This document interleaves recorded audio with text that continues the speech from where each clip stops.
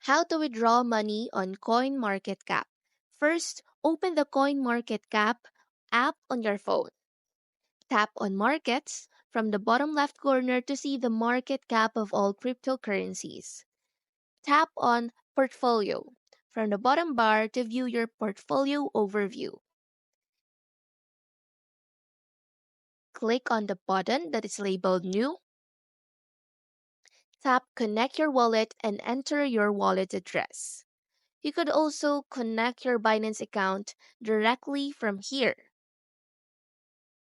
Give your portfolio a name and you're all set. Go into your newly created portfolio and tap Add Transaction. Choose the coin you want to transfer, enter the amount, and tap Add Transaction. Your transaction will be added to the transaction history of your portfolio. You can add multiple transactions under one wallet. That's it. You've learned how to withdraw money using CoinMarketCap.